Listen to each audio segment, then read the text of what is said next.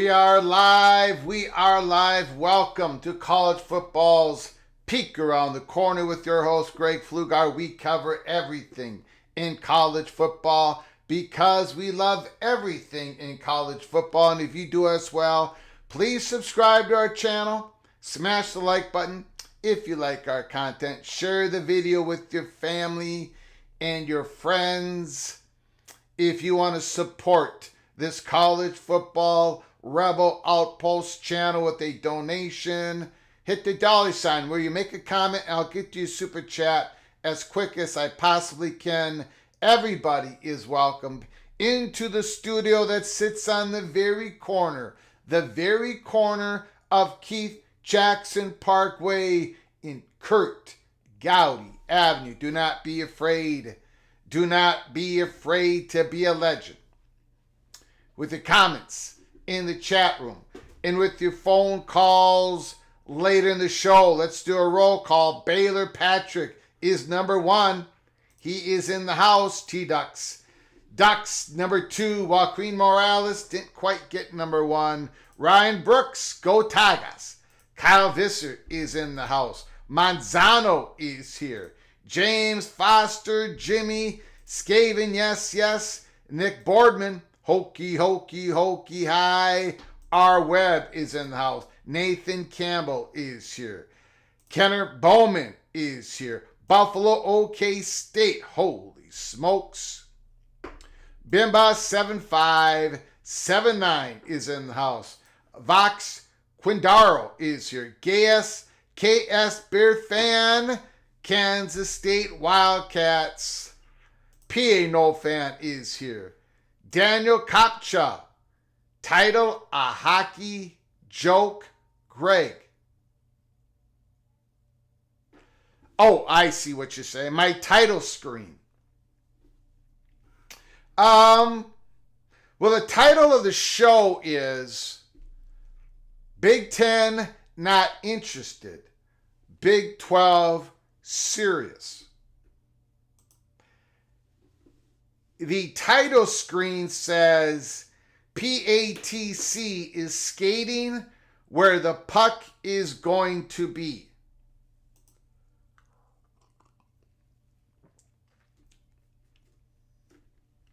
That is a saying here in Minnesota. It's probably not anywhere else in the country. You skate where the puck is going to be, not where it is right now. And that is what we are going to continue to do. Over the last month, more than a month, hit peek around the corner, we gave you information on what the chattering class behind the curtain was talking about. Right? We did that.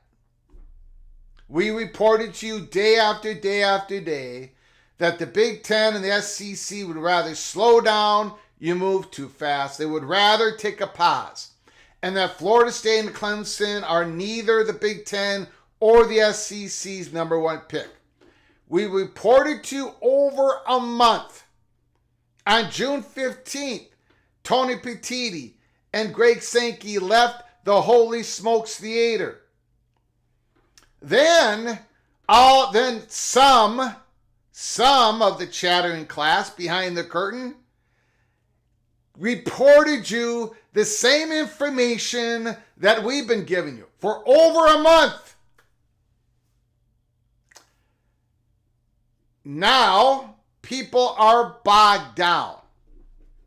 They're bogged down on this. It's a conspiracy. It's not really what's being reported. Of course, the sources can't say exactly what's true and all this other stuff. People are bogged down on this. They're getting in their own way. They're trying to skate to where the puck is. We've been telling you where the puck has been for a month. We're going where the puck is going to be. Big difference.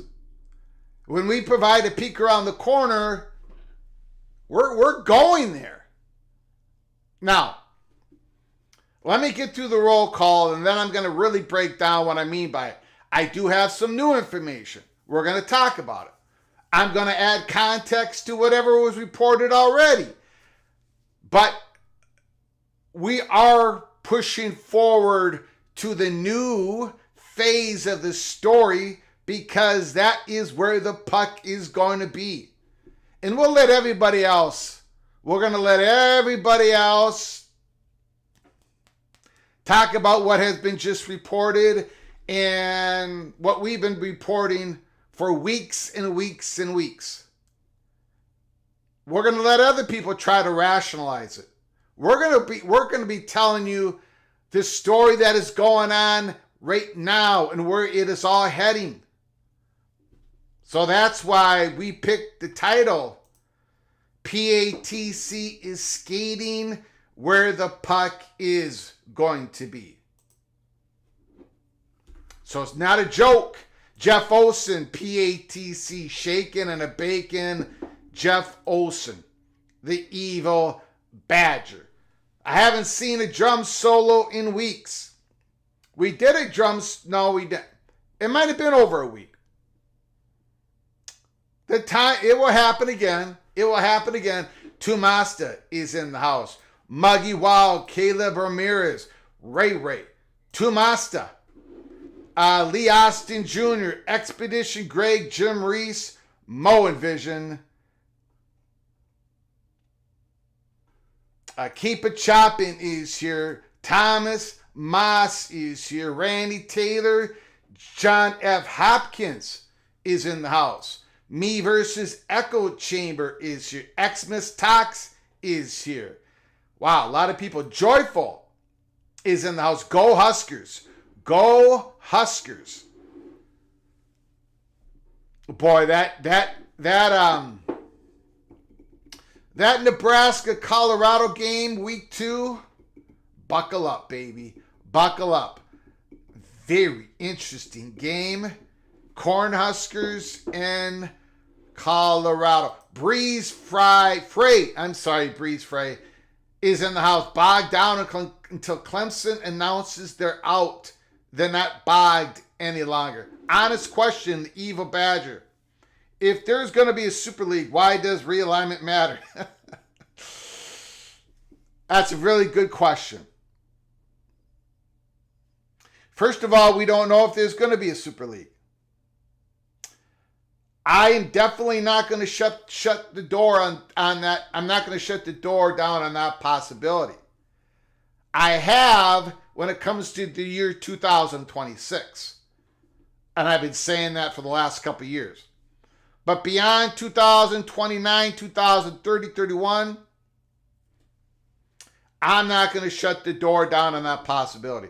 Realignment does matter because what if Super League doesn't happen, right? And maybe a Super League gets produced at the hands of the SEC and the Big Ten. So then realignment really does matter.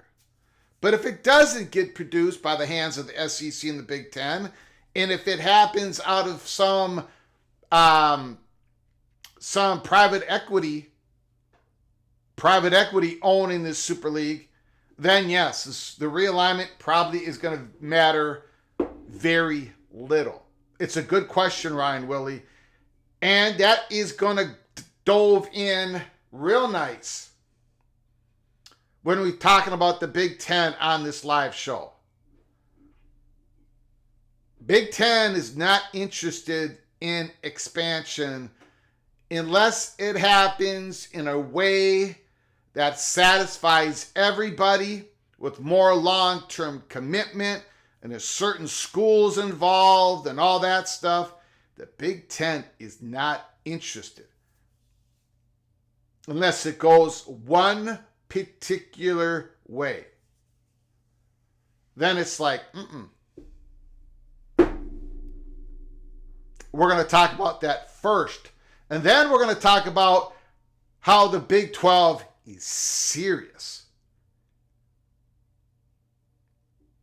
We're going where the puck is going to be. This show is not for everybody. We're going to talk about things that are going to be talked about weeks later. So bear with me. Ryan Willie, thank you for the super chat. I appreciate your generosity, Evil Badger. North Carolina State's looking for a new chancellor, Greg. Absolutely. Their longtime chancellor is leaving the post. Maria Hernandez Garcia Flugar is in the house. Holy smokes. The moderator, the one who rules with an iron fist, she is watching, so everybody stay calm. Steve-O, hope you're feeling refreshed after your day off. I told the wife yesterday, I think we're going to take a day off. A lot of this stuff comes with the territory of doing a college football YouTube channel, especially the one we do. This is unique. This one is very unique. This is not a Minnesota Golden Gopher YouTube channel. This is not a Big Ten YouTube channel. Once again, I was accused of that in the comments section. This is a national show. And oftentimes, at least once a month, everybody in the chat room gets mad at me at least once a month because I don't have the pom-poms in my hand. I am not pumping sunshine. So now when we do a watch party together, I might take a team versus another team. Usually it's the team that's the underdog. I'm always rooting for David versus Goliath. Or if it's a Gopher game that I'm doing, I'm going to be rooting for the Gophers. That's when I put the pom-poms on. That's when the fat guy from Minnesota becomes a cheerleader, baby. That's when it happens. But when I give you the peek around the corner, I'm going to give you what my sources have been telling me. And for those distractors out there, keep it coming. But our track record here at Peek Around the Corner is years in the making. It took us a long time to get this story right. But we got it right, and we've been right for weeks and weeks and weeks. And a lot of people are having a very difficult time with that. But we're going to go where the puck is going to be, and I'm going to, starting today, in the monologue. So stick with us if you can. Buckle up, brace for impact. Thank you, Steve-O, for your generosity. I do appreciate it. Chad Bracey, Clemson and Florida State go nowhere and place all their hopes and dreams in the Super League in several years.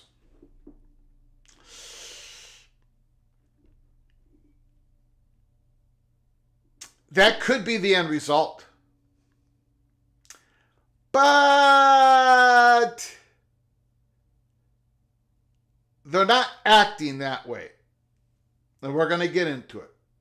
We are going to get into it. Michael 19th C-Fan is in the house. Jay Chapman, Richard Brookins is here. Steve, Murray has to rule with an iron fist to keep the host in line. Well, that's true. That is the most true statement ever said in the chat room. Oh my God! Nick Kelso is here. The Big Lubbock, Matthew Farmer. I also have a little general in my life. I don't know if I should congratulate you, Matthew, or give you condolence. Maria says, hello, Texas. John Hopkins is in the house. Thank you for the super chat, John. I appreciate your generosity. Thank you so very much. Minnesota Golden Gophers sent a state flag to its first flight in space. I saw that, and that's how it should be. That's how it should be. Jen Knoll, I'm interested in Chris Helmsworth. Ask my husband. Doesn't mean it will happen. Florida State should stay in the ACC. No reason to make a below lateral move. Jen Knoll, thank you for coming on in. I appreciate it. Here's the thing. Florida State's going to get what they deserve. They just want to get out in the free market. The brand is too valuable. They're going to get what they are going to get there. I am an absolute true believer that they are going to get there. I get it. Greg has been saying all these things for weeks and weeks and weeks. He teared down the odds. He says Florida State wasn't a target, the first target for the Big Ten, the SEC, blah, blah, blah, blah, blah, blah. Greg is anti-everything, blah, blah, blah, blah, blah, blah. Not true. But I believe wholeheartedly that Florida State is going to get what they deserve, and what they deserve is a mucho dollars. They're going to get there. They're too big a brand. They have, this is why they're going to the courts.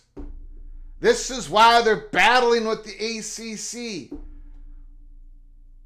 They're going to have options. And when they finally are able to have those first party talks with the Big Ten and the SEC, they're going to try to convince the Big Ten and the SEC all certain things. Right? We're going to be a good partner. We're not going to challenge this. We're going to go on your schedule, your payment schedule, whatever that's going to end up.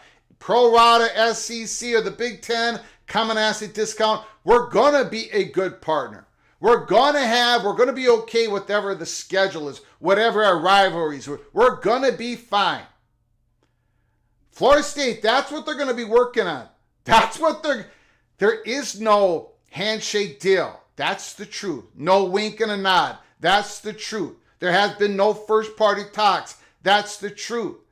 But Florida State and Clemson are going to be coming in like a bat out of hell, and they're going to want to talk, have first party talks. You know, Oregon and Washington had to commit to certain things. Same with Nebraska, same with Rutgers, this is how the game is done.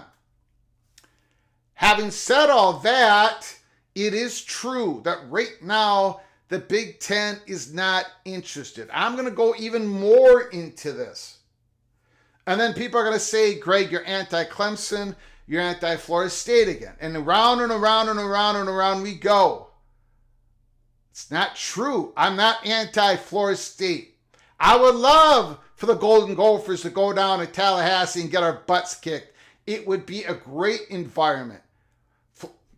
I have no problems with it. But we've had to speak the truth here for weeks. I'm not going to sit here and pump shunts. This is not why we created the show. The Big 12 is serious. And Florida State knows that. We're going to get into it.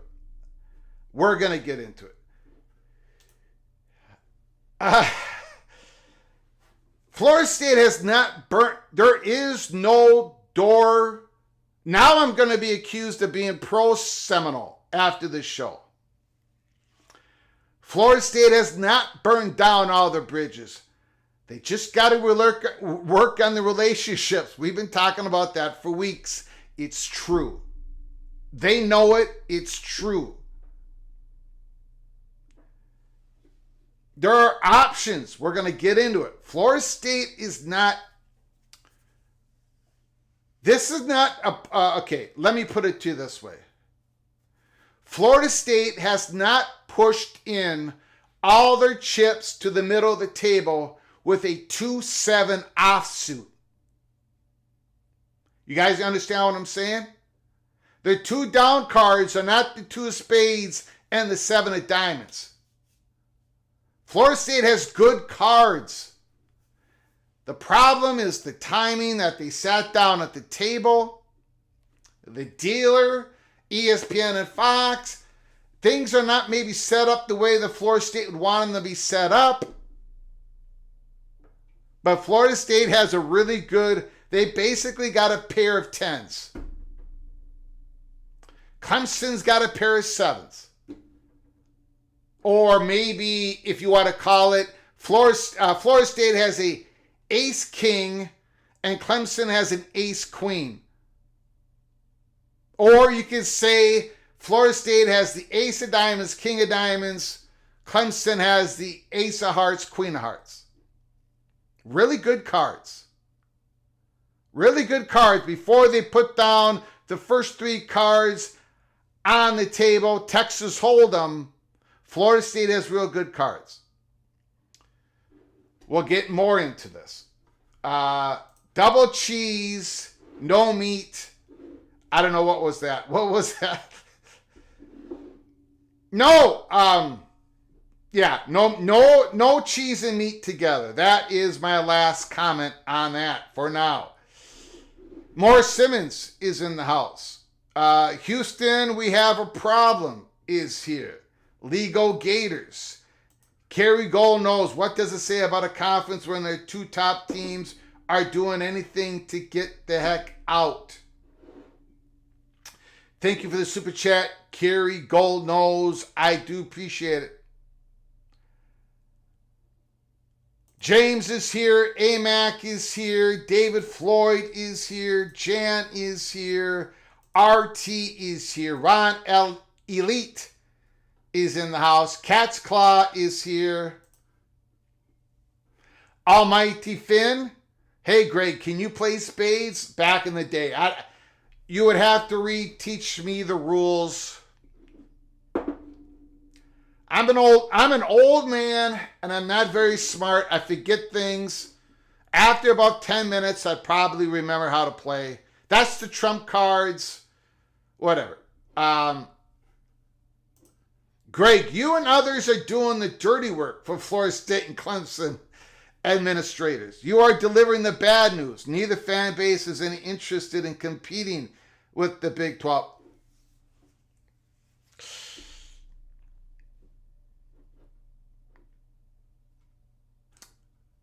I'll get to...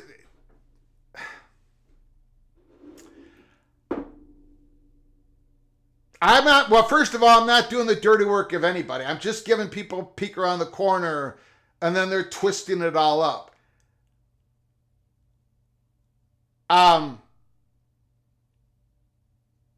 We're going to get into it. Matthew Farmer, flop, turn, and river. Thanks. Before the flop, Florida State has an ace, king of diamonds. Clemson has an ace, queen of hearts. Really good cards. They're not sitting there with the 2 and 7 offsuit. FSU has pocket fives. Clemson 7, 8 of hearts. 3, 4, 6 is on the table. 2. Okay. I'm not 35 years old. Holy smokes. I was 35 years old 21 years ago.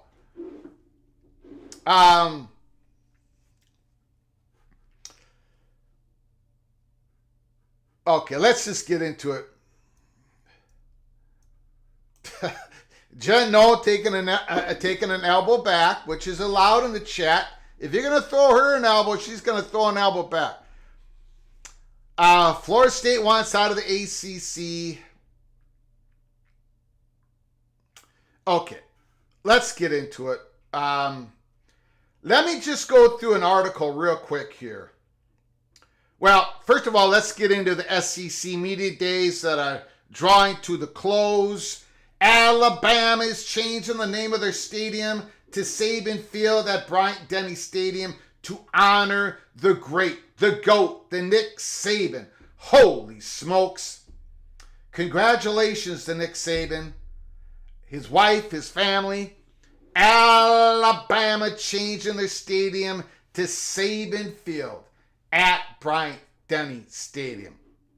What a beautiful, beautiful thing Alabama has done for Nick Saban. And of course, Nick Saban has done unbelievable things for the University of Alabama, the whole University of Alabama. Not just the football program, but the front porch of the university has done wonderful things for the University. Alabama.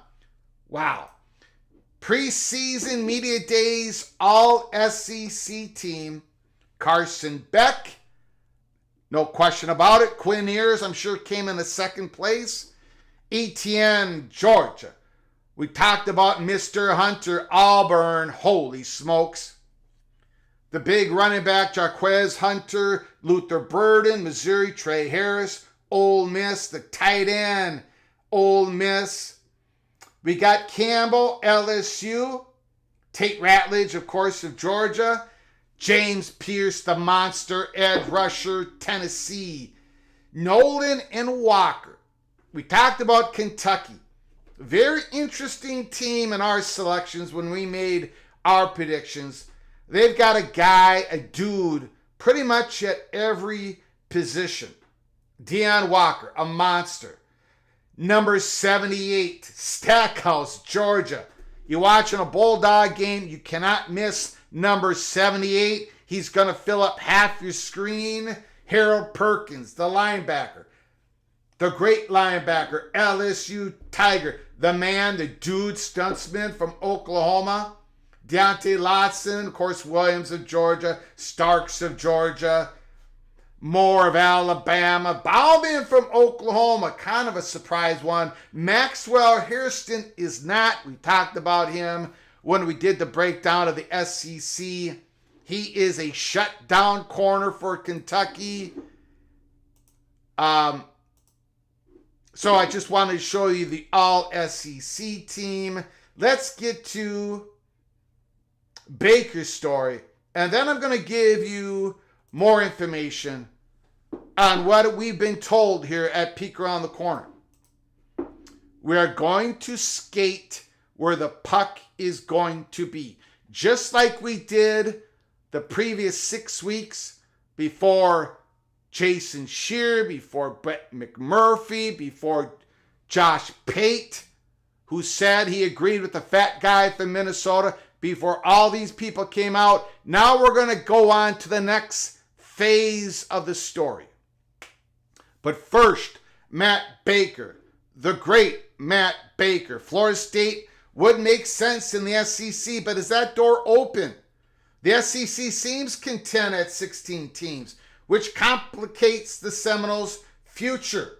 The Tampa Bay Times, Matt Baker, Dallas, Florida State would have fit well in the SEC media days. Norvell grew up in the Dallas-Fort Worth Metroplex, not far from Omni Dallas Hotel that hosted the SEC's 4-day extravaganza. Florida State September 28th trip to SMU is highly anticipated. SEC Commissioner Greg Sankey often highlights the fact that his conference is made up of contiguous states. Florida State checks that box. The Seminoles play Florida every year, won their third national title by beating Auburn, topped LSU at neutral sites each of the past 2 seasons. They have upcoming series scheduled with Alabama and Georgia. The Seminoles even considered the SEC 3 decades ago before choosing the ACC. Back then, LSU Chancellor wrote Florida State's president about natural rivalries the Noles could have forged. They still would be intriguing. But they're almost certainly not going to form. The SEC is fine at 16 teams with the recent officially official additions of Texas and Oklahoma. Sankey said at least 5 different times during his news conference Monday that the now 16 strong signs dotted the event. You could try to twist Sankey's comments into a desire to keep from being sued for interfering with the contractual ties between Florida State and the ACC. It's harder to spin what Sankey said Thursday to The Next Round, a college sports-centric YouTube show. We're not going to take our pie and slice it into more pieces, Sankey said. We have to grow the pie. The implication? Florida State does not grow the pie. Florida State does grow the pie. There's more to it than there is more to it than that. But I'll continue on and then I'll explain. That meshes with a recent report, the Action Network Brett McMurphy. He checked the national temperature, asked the Seminoles continue their dueling lawsuits with the ACC over a potential exit. A landing spot in the SEC of the Big Ten, McMurphy reported, is unlikely. We at Peek Around the Corner, we have been told the same thing, but unlikely is not shutting the door. And of course, Brett McMurphy went into how it could happen. We're going to get more into that. We'll pause here for the standard conference realignment caveats. Nothing is final until it's final. The situation is fluid because of real or theoretical litigation.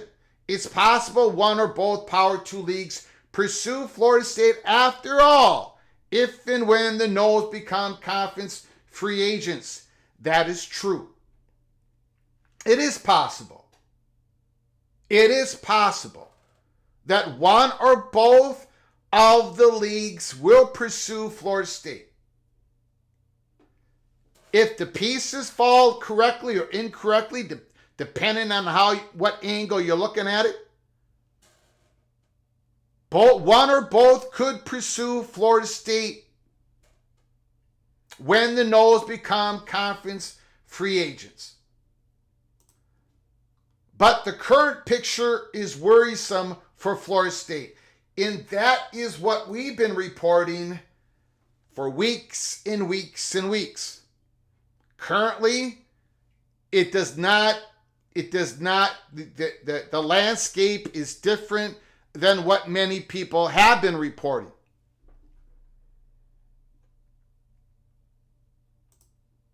Media days buzzed all week about newcomers, Texas and Oklahoma. The Longhorns have the brand power, the budget that is strong as any in the country. The Sooners have 7 national titles and almost recession-proof.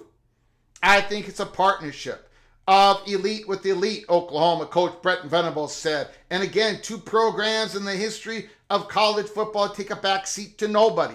The SEC doesn't take a back seat to nobody. Does Florida State? Maybe the question is worthless. Even by the low standards of all conference realignment speculation, the Big Ten, not the SEC, has been the preferred landing spot for a large portion of the Florida State fan base, if not power brokers. There's an argument that the Seminoles would grow the Big Ten's pie. Correct. It would. The conference runs from the Northeast to the West Coast, but doesn't have a presence in Florida. Correct. The league could benefit financially from the TV households in the country's 3rd most populous state, and on the field from being even one of the nation's 4 biggest recruiting states. Correct. Absolutely. Florida State is not a member of the prestigious AAU, but it is a Tier 1 research university, one of the U.S. News and World Report's top 25 public schools, with its academics really weigh down the reputations of Northwestern Michigan or the rest of the Big Ten. And this is the PATC money shot of the article. This is the PATC money shot of the article. But there's a reason reports have started swirling about Florida State and the Big 12, not the Big 10, and certainly not the SEC. We were the first ones to report that there were third-party talks between Florida State, Clemson, and the Big 12 about 3.5, 4 weeks ago. And then recently, after the McMurphy article dropped, or a day before, a day after, we talked about how those talks were a little bit more aggressive historically. There's a reason reports have started swirling about Florida State and Big 12. It's not because Jason Scheer is lying to you. It's not because Greg Pflugar is a part of a misinformation campaign. Because it happens to be true. And finally in the article, Florida State fans have thumbed their nose at the SEC, but the conference deserves its reputation as a football powerhouse. Spending a Saturday at Doak Campbell Stadium wouldn't feel out of place. No, it wouldn't for a fan of Tennessee or Auburn. Norvell has rebuilt the Noles to the point where they would at minimum be competitive in the league. He's 5-1 in the last 6 games against SEC teams. Kentucky coach Mark Stoops, a former Florida State assistant, said Texas and Oklahoma make us that much stronger. Maybe the Seminoles could too, but don't count on it.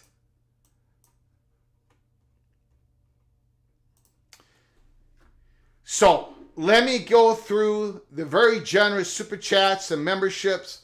Then I'm going to tell you, I'm going to push the story even further.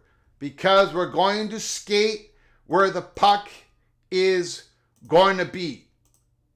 All right, so hang with me. Hold on. We're going to open up the phone lines, but we're going to push the envelope. I'm going to give more context, put another layer to the story. Florida State and Clemson are not going to give up. They're not going to give up on their SEC Big Ten, trying to get into the P2. The Big 12 is serious. We'll get into it. Gorb, thank you so much for the super chat. Good afternoon, Greg and PATC family. Thank you so much, Gorb, for your generosity. Ricky gifted a membership.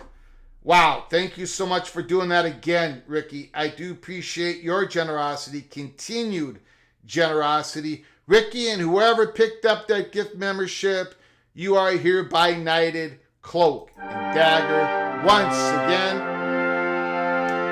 Thank you so much, John Hopkins. Thank you very much. Appreciate it. Carrie Gold knows we did yours. Thank you, Carrie. Great. Is there room for divas in the SEC with both Texas and Florida State? Sure. Why not? Florida State's issue with the SEC, we're going to get into it. Thank you so much for Adam, for your generosity. And Skaven, yes, thank you for becoming an early peak member.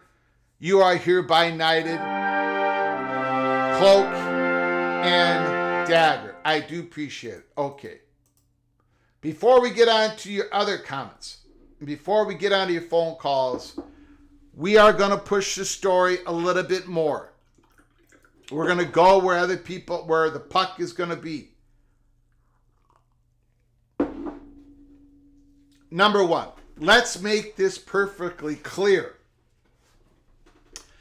Clemson and Florida State did receive. Now, you can, first of all, you are welcome to disagree with me always.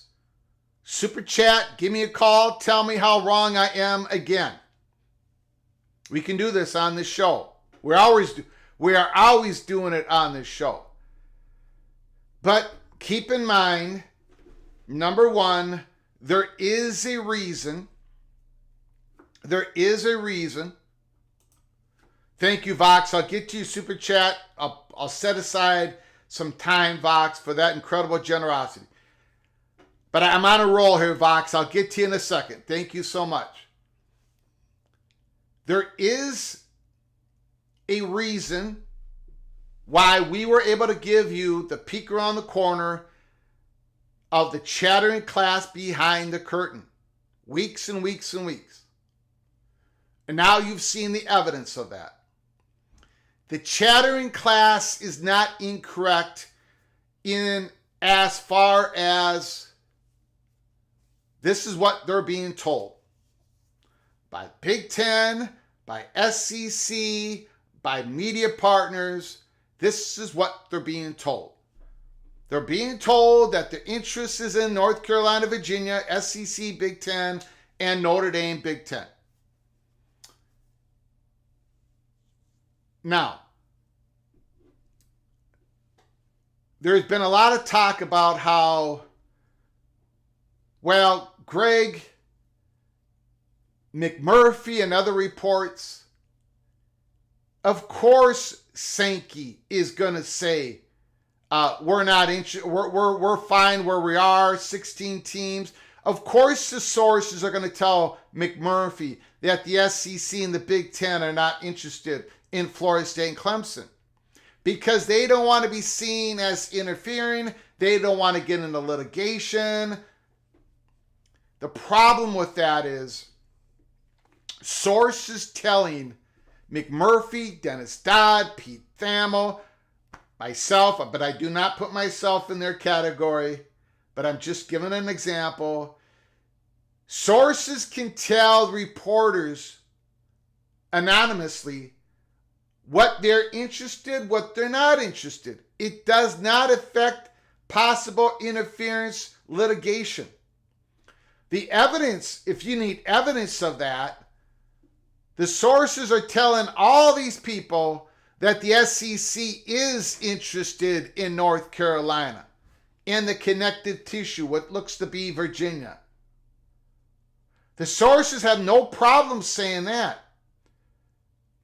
At the same time, they're saying Florida State is not our first target. That is evidence that it is not about, the sources saying that SEC is not looking at Florida State number one is not about fear of litigation. Logically, that idea, there's no logic to that. Because then they would be saying we have no interest in North Carolina either. But they're saying the opposite. Also, if you go to negotiation, great. The sources are saying all this because they're tamping down. They're just trying to get leverage on possible negotiation. That's not happening either because they're saying they're interested in North Carolina. Why aren't they tapping down the negotiations on that? And number two, there is real no negotiation when it comes to the money. There's a lot of negotiations. There is a lot of communication of first-party talks, which haven't happened yet. But in accordance to the SEC's new media deal that just begun 18 days ago, the new SEC media deal begun 18 days ago. And in that media deal, ESPN has to give new members pro rata. There is no negotiation. Or maybe a little bit. But the SEC knows they're going to get the whole distribution from an addition of Clemson and Florida State. There isn't real negotiation for Florida State in the Big Ten. Florida State, if they become available and the Big Ten talks to them and say, okay, let's do it. Florida State, as valuable as they are, as many subscriptions of the Big Ten network they're going to give, they're coming in as the same rate as Oregon and Washington. They just are. There's no way the Big Ten for the next 4 years is going to give Florida State and a Clemson double the money they give in Oregon and Washington. That's not going to happen. So there really is, the reason the sources are telling McMurphy and Pate and Thamel and Nicole Auerbach and Heather Dinich and the people that I talked to, the reason I knew this for the last month and a half is because this is actually what they're being told. Okay, that's the last time I'm going to go and talk about that. This is not a conspiracy, not a game, it's not trickery, it's not misdirection. Having said all of that, I have reasons to believe that the door is not shut on Florida State for anything, and that includes Clemson. Here is the issue. And by the way, Florida State and Clemson knows the issues. We're going to start with the Big Ten. The Big Ten, there is a handful of schools in the Big Ten. They're just as worried as most schools out there about the future. Now, I'm going to get hammered by people in the Big Ten. I'm going to get hammered by Big Ten fans. I'm going to get hammered by Minnesota Gopher fans. I'm going to be told, I don't know what they're going to come up with.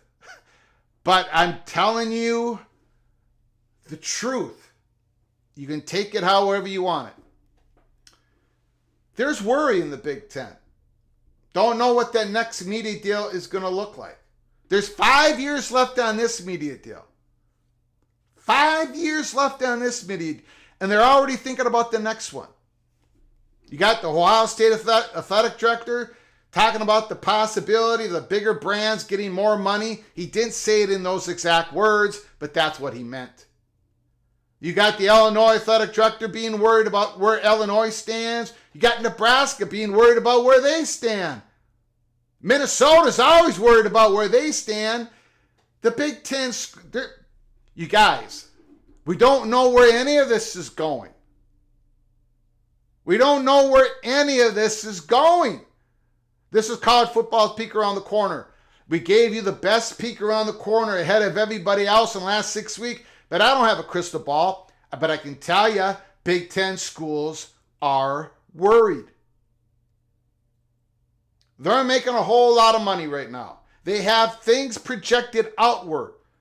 They believe they're going to make more and more and more and more. But what if they don't? What if in their next media deal, half the Big Ten has to give up a little bit of money to Michigan, the Buckeyes, Penn State, USC? What if that has to happen? Just to make sure there's nothing else nefarious that's about to happen. In other words, a private equity super league that's going to be created. Now, I had somebody in the comments section say, Greg, I used to like you. I used to like you, Greg. You used to rally against the super league. You used to rally for the good guy. You used to always want the little guy, the David versus the Goliath. You didn't want a breakaway. You rallied against all this. What I rally for and against is different than what I report on. I got read the riot act from a longtime PATC watcher saying, Greg, you used to be for the little guy and now you're not. Now you're talking about a super league. I've always talked about the potentiality of a super league. What I said, it's not going to happen by 2026. It could happen years from now. It might not happen years from now. We don't know. Nobody knows. The Big Ten schools don't know.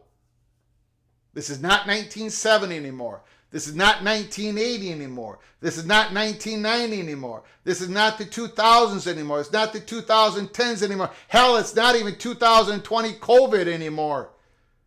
So, some of these Big Ten schools are like, what, we're going to expand more?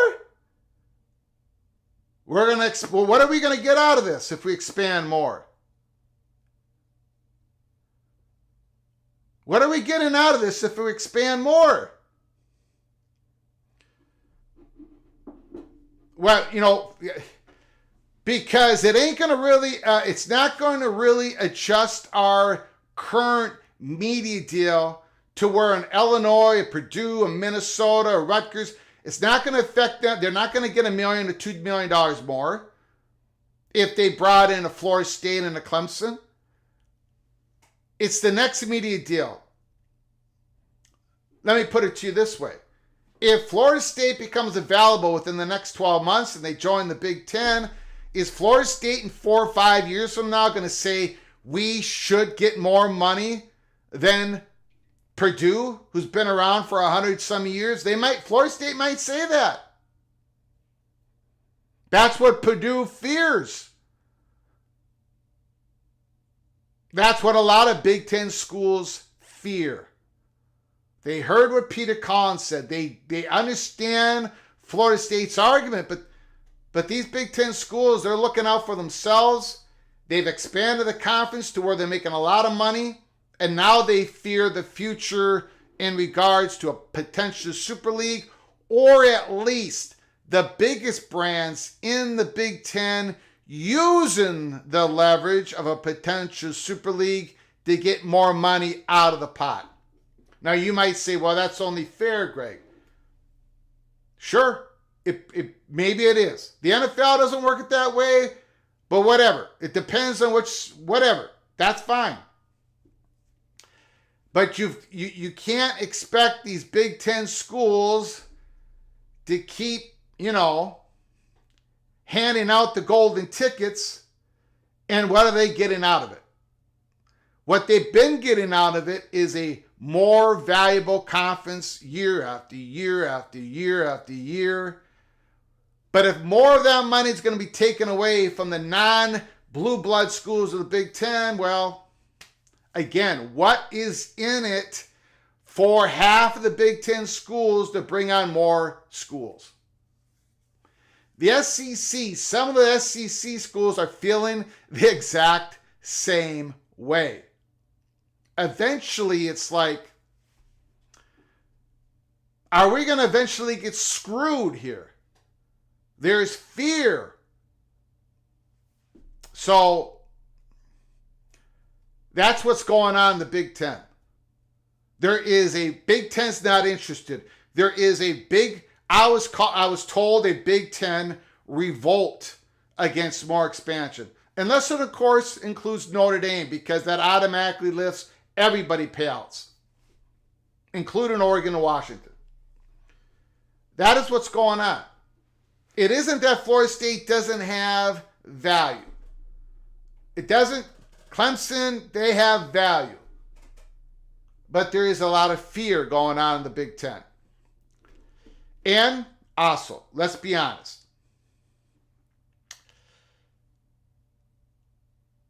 If Florida State, not if, when Florida State and Clemson get in to be free agents, they can get into the marketplace, they're going to get their first party talks with the Big Ten. Richard McCullough, Michael Alford, they're going to be able to sit in front of Tony Petitti. I absolutely 100% believe that is going to happen. Those first party talks are so important. That's why no doors should be closed. If Michael Alford, if Richard McCullough can give assurances to all of the Big Ten that they can be good partners, they're only going to bring a lot of money in, they're not going to be part of some cabal, some breakaway. If they can come in with another school that can provide the Big Ten president's cover. I've said this, nothing against Florida State and Clemson, but that blend ain't gonna make it. Now, Josh Pate said there were Big Ten sources that told him Florida State is not gonna happen. Brett McMurphy, he's had sources telling him, basically the same thing. I don't believe the door is totally closed. I don't believe it. But I do believe Florida State, well, not believe. I know that Florida State is, without a question of a doubt, and this is going to come out, Florida State is working on options. Because that is what they should be doing. They're not dumb. Clemson is working on options. That's what they should be doing. They're not dumb. And the Big 12 is one of those options. It is. It's serious. It is. Now, it only can reach a certain level of seriousness until there can be first party talks. So the Big 12 is going to be competing against other options that Florida State and Clemson might have, will have. The perception that Florida State and Clemson are going to get those first party talks with the SEC and the Big Ten. I'll get to the SEC in a little bit. That's going to be very short. Because what I got to say is, it doesn't need to be, I'm not going to need to use many words when talking about the SEC and Florida State. But the Big 12 has, they're going to have competition. Big 12's going to have to load up. Jen Knoll, the great Seminole that's in the chat room, says, why, Big 12, we would rather just go back to the ACC. I can understand that sentiment. But for the Big 12 to get Florida State and Clemson, they're going to have to belly up to the bar. Yormark knows that. They've been told that. Not Yormark directly, no first party talks, but aggressive third party talks. That has happened. We reported it. It's been recent. It was aggressive. It is serious. For those who are reporting that there's absolutely no chance that Florida State's going to end up in the Big 12, like absolutely no chance. I'm not saying there's no chance that Florida State's going to go to the Big 10, because there is a chance. Nobody should be shutting the door on that possibility. Nobody should be shutting the door on Florida State in the Big 12. Not from what we've heard. Not the chatter behind the curtain. Is this Florida State's number one option? No. It might not be their number two option. But they're working on it. As much as they possibly can right now, they are working on it. It is as serious as a heart attack. What is being told out there from certain corners, you can go and you can throw whatever you want to throw at Jason Shear and other people. But it's true. The Big 12 believes they've got a shot. Now, let me, Vox, I apologize. Thank you so much for the super chat. I'm not done with this. Give me a moment. Vox Quindardo, very best wishes and rock chalk to all Kansas Rock Chalk Jayhawk. Thank you for your incredible generosity, Vox. Thank you so much for helping us keep the lights on. Because of your contributions and others, we're able to do this almost every single day to give you the best peek around the corner as possible. Thank you so much, Fox. I do appreciate your incredible generosity.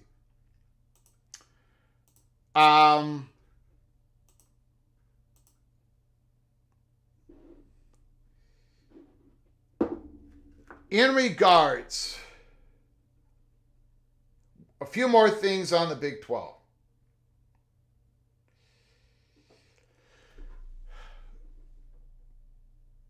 Great.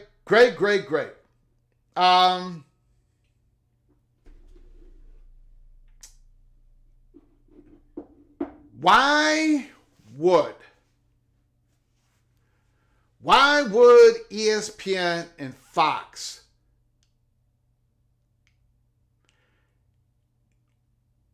Why would Fox want to give more money to Clemson and Florida State to join the Big 12? Why don't, if Fox really wants Florida State and Clemson, why don't they push the Big Ten presidents to grab a Florida State and a Clemson?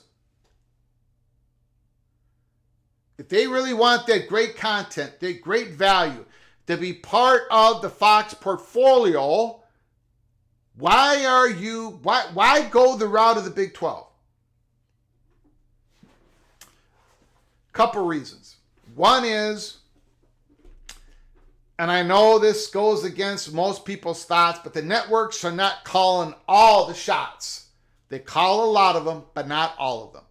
The Big Ten presidents, the presidents of any conference, they call a lot of shots, but they don't call all of them. Also, the Big 12, I believe, been told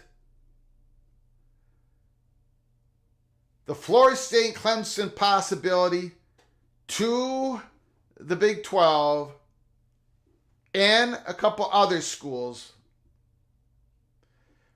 primarily won't be about more media money. It's going to be about that college football playoff, that distribution money that the Big 12 is going to get, right? They're going to get more of it. They're going to get more of it if Clemson and Florida State goes to the conference. Remember when Brett Yormark pushed for the look-in 2027, 2028, where the distribution model for the playoffs can change one of two ways. One, if a conference is fighting above its weight class, if the Big 12 have more representation, win a national championship, do better than the playoff distribution model would indicate, the Big 12 would get a bump in pay. Same thing with the ACC.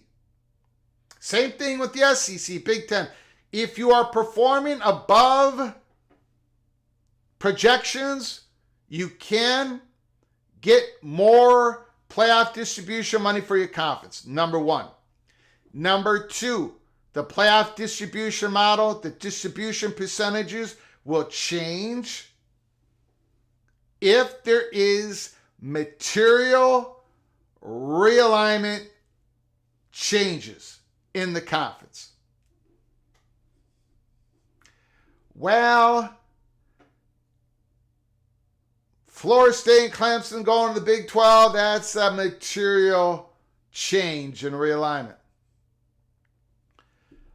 Brett Yormark made sure to get that in.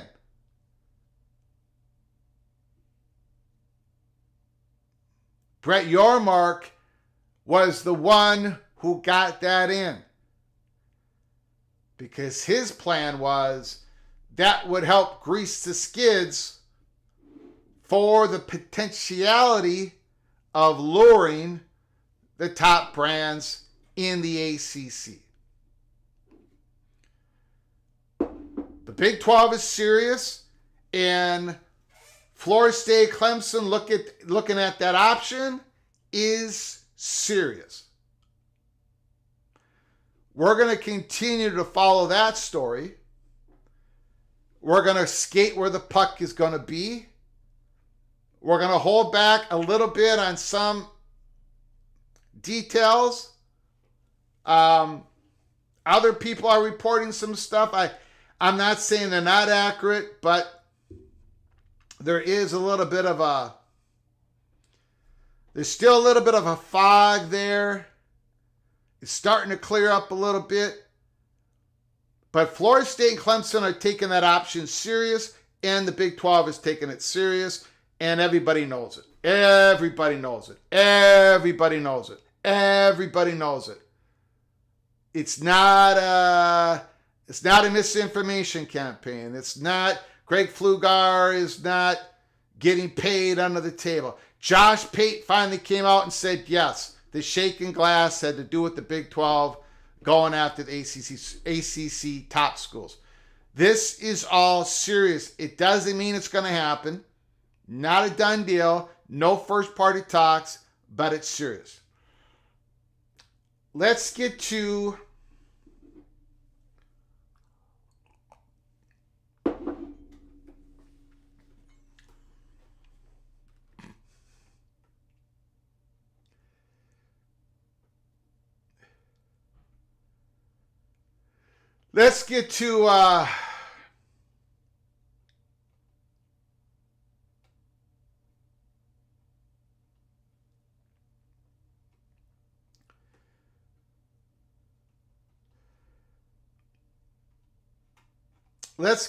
SEC.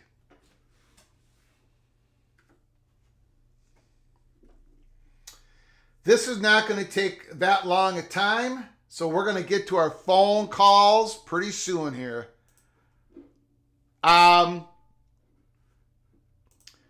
you, Jimmy, for that membership, for the gifted membership. Holy smokes, Jimmy, you did it again.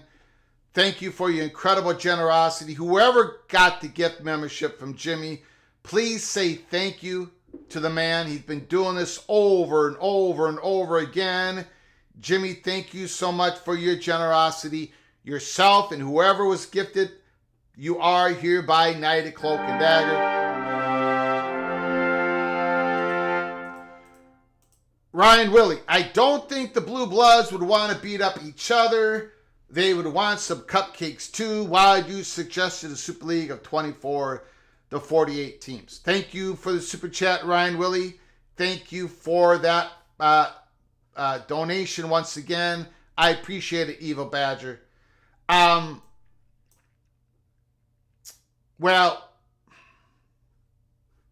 how do I say this?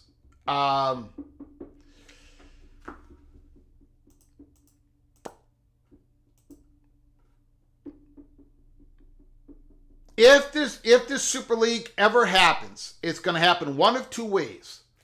It's going to either happen by the hands of the SEC and Big Ten working together, or it's going to happen by a private equity creating the Super League. So depending on how it is formed is going to decide a lot of how it's going to look like. But I don't want to take up too much of the show on that. But how the Super League is formed by the hands of the SEC, Big Ten working together, or by private equity creating it out of whole cloth, that is going to decide how it's going to look like.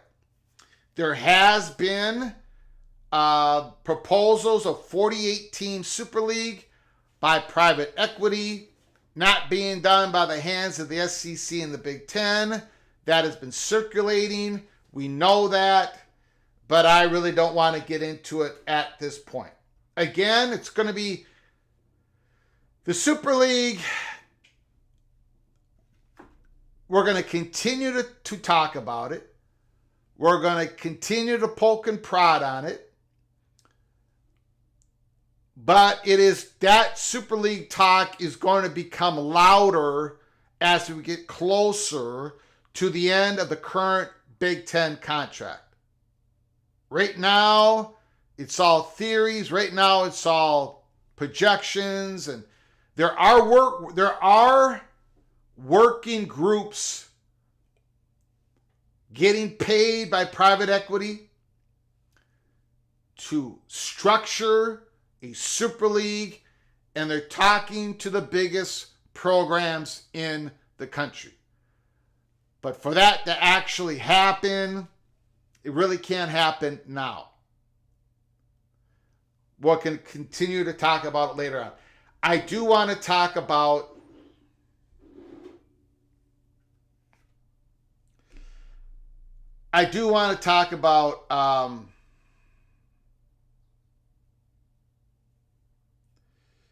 the SEC.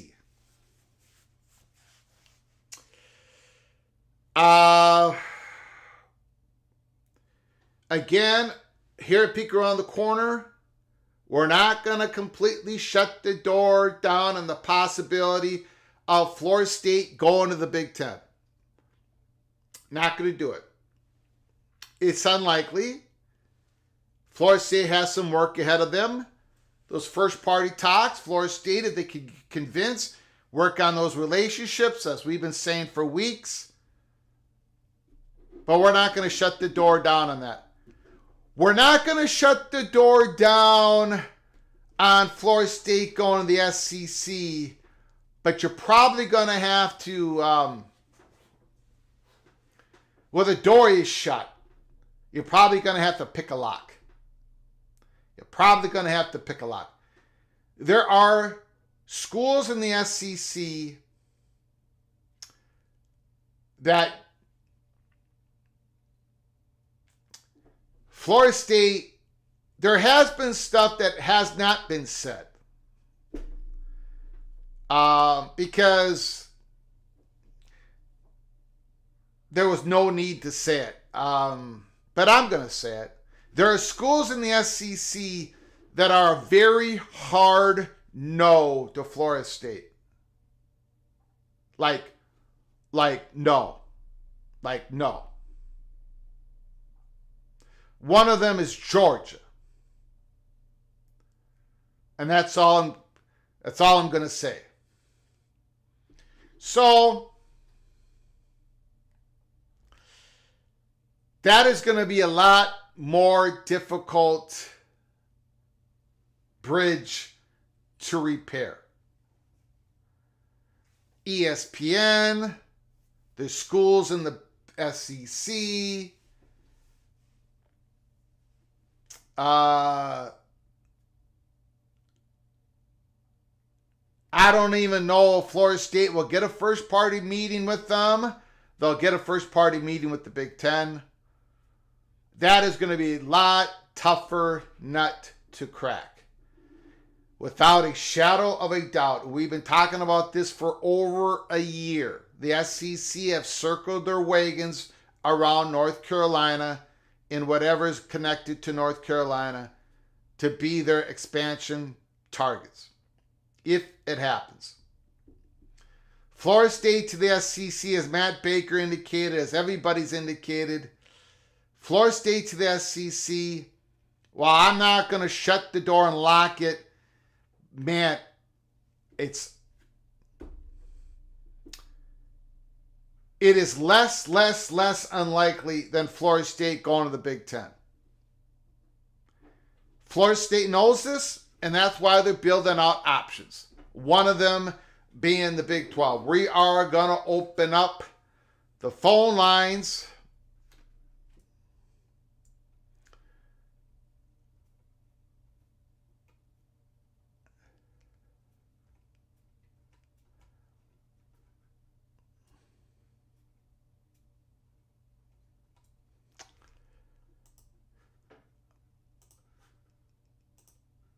Okay, phone lines are open. 763-260-1333.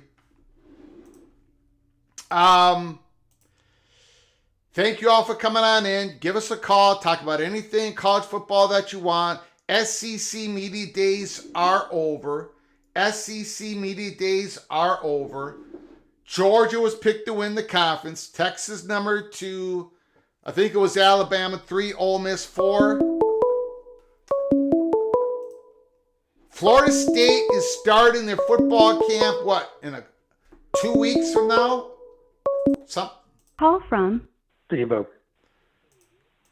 Steve-O, the floor is yours. Let it rip. Hey, I'll be quick. Hey, on Sankey talking about the pie, I think he was talking about the footprint, not the quality of teams. Yeah. So if he got Florida State and Clemson, his current footprint would be cut more. Or if he goes to North Carolina and another Virginia or Kansas, it's not. He is adding to his pie. Also on the Fox, why would Fox want Clemson and Florida State in the Big 12? Is the exclusive TV window aspect. The better the games in the Big 12, the better game Fox can get at 3:30 or 7 o'clock or Friday night or Thursday night. Pretty well the same with ESPN. That's ESPN will probably put a really good game at 3:30, and then I think maybe their main game is going to be like 7:30 or whatever on ABC. That's a good point. That's a good point. I'm sorry. Go ahead. The quality of Big 12 games helps Fox and ESPN. And glad to hear you back today, Greg. Yeah, thank you. Appreciate it. Thank you so much. Well, that's a great point. What Steve-O was saying there was, excuse me.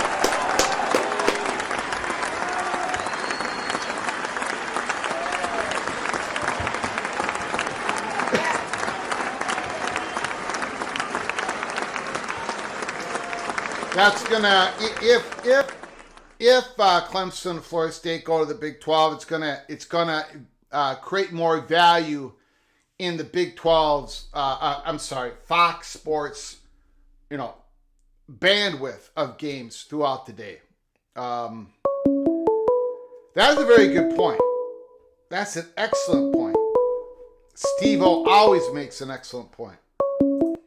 call from Big Ten brother. Big Ten brother is on the line. The floor is yours. How you doing, sir? Hey, what's going on, buddy? I'm Hey, doing listen, good. a couple. Yep. I'll be real quick here. The other, I heard you say Georgia was one school that didn't want Florida State in. Could Florida be the other school? I don't think. Either I don't know or I'm not going to say. But Yeah. I know I know one of them's Georgia, which hasn't been reported everywhere, any other place. I was given the go ahead to say it. I'm going to say it because I have every reason to believe it's true. Georgia is a no on. Now they're only one vote, right? They're only one vote, but they're probably an important vote. Ohio State was a no on Oregon and Washington. So just because you're the biggest brand of the conference doesn't mean you have the veto power. But again, Georgia is a no on Florida State. Go ahead, sir. And that caller right before me brought up a great point for the network, ESPN and Fox. I mean, that's a great point. You put Florida State and Clemson in the Big 12, that elevates I mean, you figure those two teams played Arizona, Utah. Boy, the difference in the game, the quality of the game is going to shoot up for them. That was a great point. Yeah, that was a great point. Steve-O really, I'm going to have to, yeah, that was a great point. And one more thing, and I'll let you go. The Florida State Clemson fans shouldn't be that upset if they have to go over to the Big 12. I mean, even if they go for the same exact money, the contract in the Big 12, I think, is up in 2030. Yeah. So at least they're not stuck or tied in till 2036. So even a lateral move really is not a lateral move because they got the look in, they got the 2030, the contract's up. So everything, it'll be here before you know it, and then they'll be back up there and we'll see what happens again. So just getting out of the ACC, they shaved 6 or 7 years off of their commitment. Yeah, that's a value add, right? That is a value add to Florida State and Clemson. Yes. I mean, if you could get here, you get in the Big 12 and you give them 5 or 6 years, whatever it is, as opposed to 12 years. I mean, to me, that's a win-win situation. Even if the money's exactly the same, let's see where you're at in 6 years. The money will be different. And if you were going to go to the Big 10 or the SEC, they might have gave you 50% like Oregon and Washington, which is about the same as what you're going to make in the Big 12. So basically the same amount of time you were going to make that money, except now you're out of that contract where you were stuck for 12 years. Another great point. The callers are letting it rip today, baby. Holy smokes. All right, Greg, we'll let you go. I know you're going to have a ton of Florida State callers calling in. Yep, appreciate it. All right, buddy, bye. Thank you.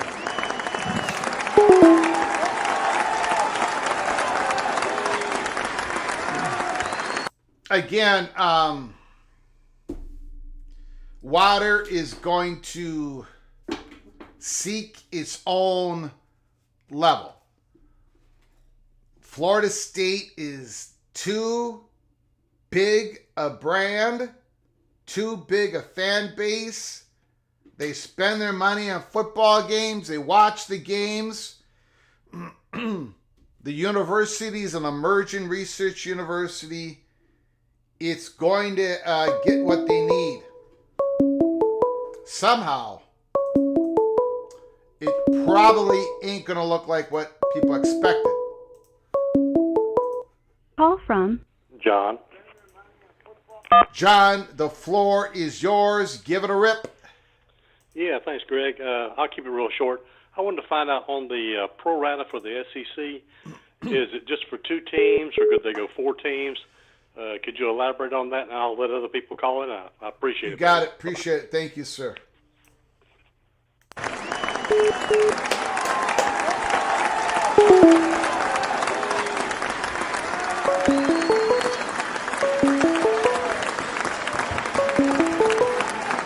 Call from Replica, can you hold on for a moment, please? Yes. I do appreciate it. Heartbreak 25. Is this Everyone Hates Florida State, the TV show? I don't know. Are you talking about people in the chat? Because I can't keep up with what is being. I see some of it, but I definitely don't hate Florida State. I've been saying. I don't know. I don't know what else to say. I've been saying for weeks that they're not going to be the number 1 target for the Big Ten and the SEC. But I've also been saying they're a great value and they're going to eventually get what they need to compete at the highest level. I am not a Florida State hater. This show is definitely not a Florida State hating show. What this is a tell the truth show. Now, I apologize if I have not done it. If I have not done it in the correct manner. I try to explain it the best I can. I explained to everybody what the chatter behind the curtain was for weeks. And now people saw evidence that I was not BSing them. I think Florida State is a big brand, great. I don't know. I don't hate Florida State. I don't know what else to say. I don't know how to answer that question. But thank you for the super chat. I do appreciate it. Replica, go ahead, man. The floor is yours. How you doing? I'll try to be quick here. Yeah. I was watching a video from Numbskull News the other day where he was discussing the Dellinger article regarding the SEC and private equity, and I think that is a sneaky factor that people aren't talking about, which is driving this bus, because what he stated was that his schools are still being tempted, which would imply that this isn't the first offer, and that they're probably going to these schools individually. And if you have a school like a Georgia, and I don't know much about SEC politics, but I've heard rumors that there's a voting bloc between Georgia, South Carolina, Auburn, Bama, and Florida. If you were to add a school that those schools don't approve of, or if they get outvoted by the rest of that conference, all of a sudden you have these private equity companies dangling significantly more money than what they're currently getting, and we already consider what the money the Big Ten SEC is getting is considerable. But if that $200 million figure is really true, then it gets to a point where you kind of have to obey the wishes of the presidents and the chancellors, because if their heads get turned too far and you have one school vote, you could have a situation where schools are being pitted against each other. And the idea Numbskull used was, hey, if you want to get an SEC school to leave and join the Super League, offer one that's lesser than them. So if you want Georgia, offer South Carolina or an Ole Miss, a Tennessee. And if they jump, Georgia's going to be looking around. They're going to see the money that they could potentially get, and they may get cold feet and do the same thing. And he was saying that the Big Ten, if he was working with private equity and he was trying to get these schools to leave, he would target Nebraska. Because Nebraska goes, then you have Ohio State, Michigan, Penn State, the traditional. Replica, can you hold on a second? Yes. People in the chat, don't be making personal attacks against each other. If you disagree with each other, go ahead and say it, but don't be saying stuff like, you lack this, or you're dumb, or Come on, folks. We're just having a conversation. Yeah, we're having a conversation. If you want to rip me, you can. But be careful in the chat. We're going to have to start giving out some timeouts. Go ahead, Replica. I'm sorry. I apologize, sir. No worries. That was just the point I was trying to make, is that it's the you could have dilemma. a situation. It's the prisoner dilemma. That's it. That would be the concerns. That could be part of the concerns you were mentioning with some of the Big Ten schools. If you're in Minnesota, a Rutgers, a Maryland, and you bring in these schools and it causes disharmony, that could cause long-term problems. And relationships is going to be the thing that holds all this stuff together. Yeah. No movement, nothing that takes place going forward is going to be possible without relationships. And this threat of private equity is making people make decisions that they probably wouldn't have made previously, because especially for the networks, if you're the networks, you've got a great deal on the second most popular sport in the country, and it's not even close. NBA doesn't touch college football ratings, baseball, hockey, you name it. And you could have a situation where the price you're paying for the content could triple. Mm-hmm. So that's just something to consider. Yeah. I'm going to try to make my next phone call about actual football. So until then, have a good one. I appreciate it, sir. Great call, Replica. All right, have a good one, y'all. You got it.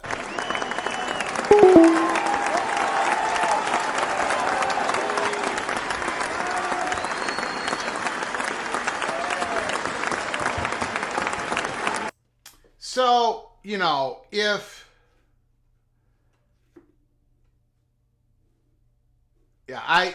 thank you, Jared Jones. I don't know how much more I can complicate. I don't know how much more I can compliment Florida State. I'm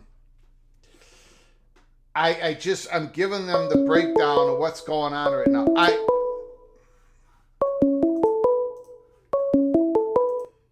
Call from Chad Bracey. Chad, can you hold on 1 second, sir? Sure. I appreciate it. And if it happens,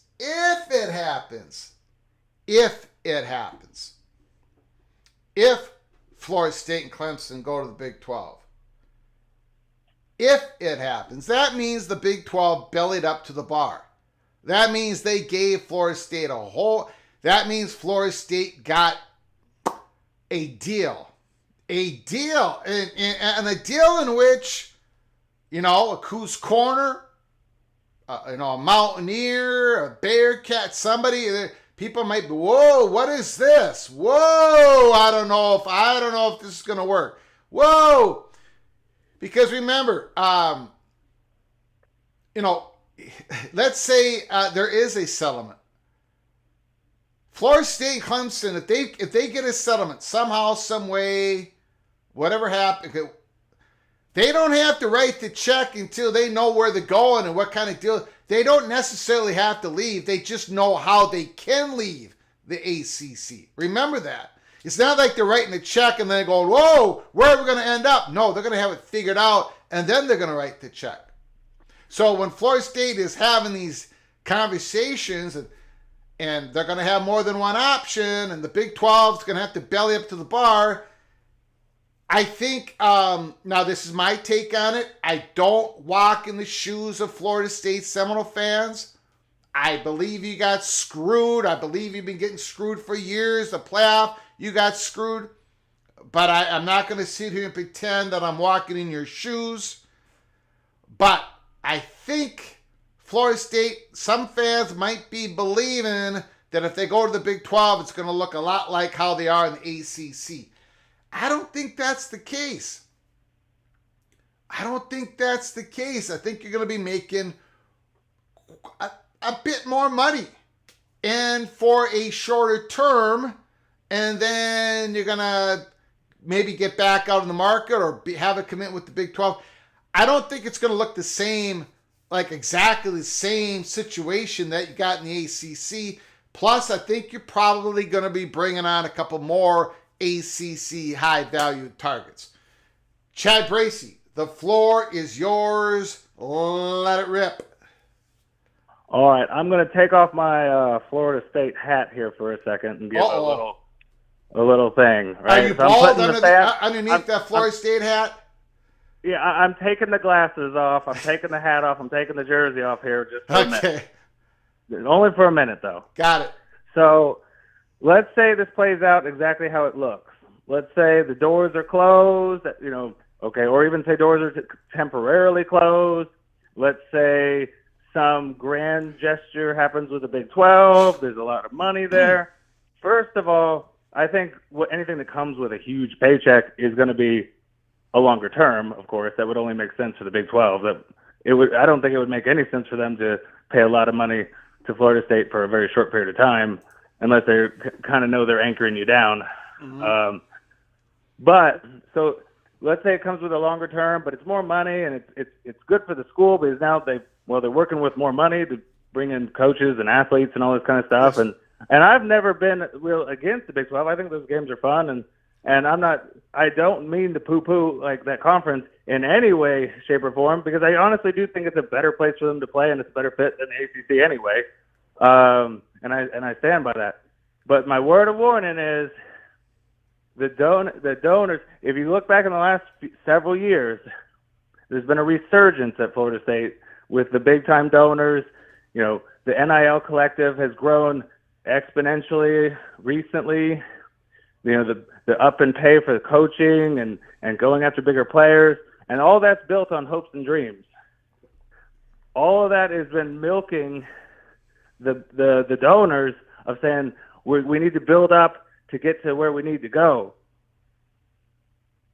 if the Big 12 dumps a lot of money into Florida State and they go to the Big 12, whether or not that is actually a great move for them and they have more money and the Florida State fans are just not smart enough to see that, if their pocketbooks or the big donors be like, oh, well, it's a lateral move, you could see a lot of regression to, 4 or 5 years ago where they're not playing as good as, they're playing more like the Willie Taggart time era. That's a great and comment. then it's really not a good deal for the Big 12 anyway. So I mean, that is me taking off the Florida State hat, because that is assuming that they can't get into the P2 and the only other spot available is the Big 12. But is it really a good move for the Big 12 either? That is a great phone call. Great comment. Because if your donations fall in the toilet, even with more money coming in, they might have a buyer's remorse. Yeah. Eventually, you're going to have buy-ins from your donors. It's exactly what Colorado did when they had first-party talks, Chicago, May 7th. What did Colorado, if the people who've been watching this show for a long time, what did Colorado do after that meeting on May 7th? On May 24th, in Newport, California, the big whales showed up. They had a meeting, Colorado president, athletic director, and the big whales. We reported that at the time. May 31st, they had a minnow meeting. The minnow, the smaller donors, had a meeting in Boulder, Colorado. They wanted to make sure the donors were on board. And we reported it was thumbs up from the donors at the time. It's exactly what has to happen to Florida State. Once there are first-party talks, once there's commitments back and forth, there's going to have to be a time where Florida State, Mike Alford, which of it called, they're going to have to go to the donors. They're going to have to sell them on this. They're going to have to sell them on this because they cannot have that spigot even tighten up a little bit from the donor base. They're going to have to sell the donors on this move. Another incredible phone call on this show, Chad Bracey. Thank you. Just keep an ear out and keep an eye out, because there has been a lot of hopes and dreams sold over the last, few years, so to speak, and just keep an eye out on where that's going. You got it. Appreciate it. All right. You have a good day. Beautiful. Yes. Wow.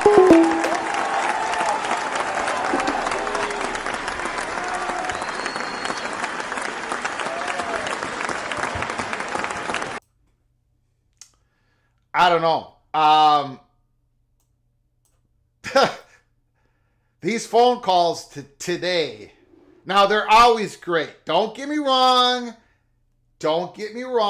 They're always great. But today, you guys have taken it to an extreme level. Holy smokes. Call from Jim Reese. I'm sorry, did not get the name. Hey, Greg, how you doing? I didn't get the name. Who's calling? Jim Reese. Oh, Jim, thanks for calling, man. Appreciate it. What do you got to say, sir? So, I think what's happening right now is the Big Ten is waiting on Notre Dame, and they're trying to pull an inside straight with North Carolina. So that would keep Florida State and Clemson out of the Big Ten, because Notre Dame wants to be on the East Coast as much as possible. Yeah. So the Stanford thing has always been, in my opinion, just out on left field. But the reality of it is, if the Big Ten gets the Notre Dame and the SEC gets North Carolina, then maybe Notre Dame asks for the baggage of Florida State comes along with them, so they can have some games on the East Coast again. If not, then if the Big Ten pulls a straight, it gets North Carolina and Notre Dame, then maybe SEC goes with Florida State and Clemson. And for some reason, if Notre Dame has different baggage and North Carolina goes to the SEC with different baggage, then Florida State and Clemson go to the Big 12. but I know Notre Dame's always wanted to have games on the East Coast. Yeah. That was one of their things when they talk about going to the Big Ten before. So that's just my thought, Greg. All right. Beautiful. Thanks for your thoughts, man. Appreciate it. Jim, call again, sir. Absolutely, man. I appreciate you doing your show. And also, just to let you know, I was talking to Todd Helmnick, who is the nationalchamps.net, and he's a Florida State booster. And he said that the NBC executive told him that there's a shot that FSU gets to the Big Ten with the NBC dollars, which made me connect that to Notre Dame. So. Okay. Appreciate it. Thank you. Thank you for that information. All right. Well, thank you, sir. All right. Bye.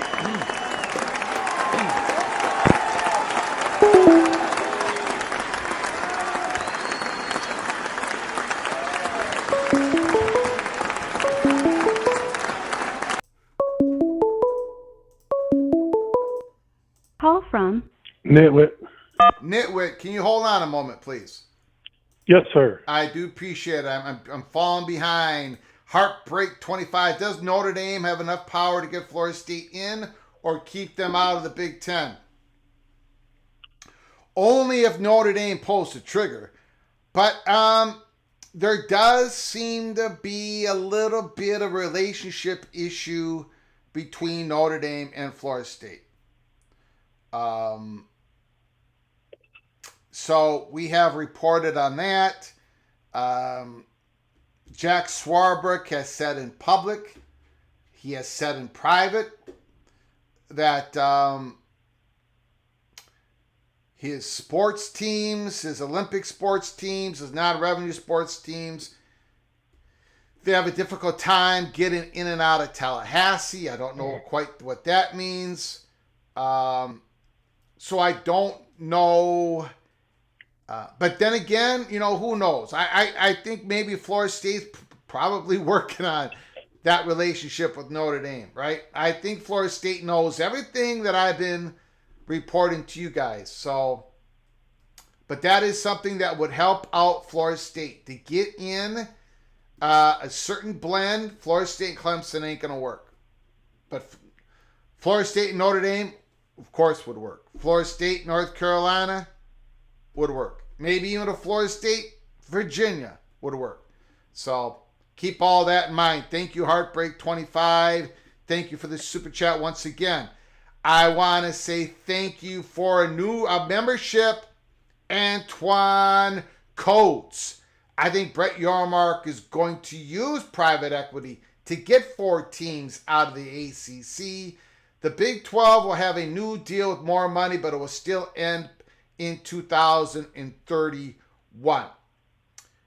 That could be. Thank you so much for the membership once again, Antoine Codes. You are hereby knighted cloak and dagger.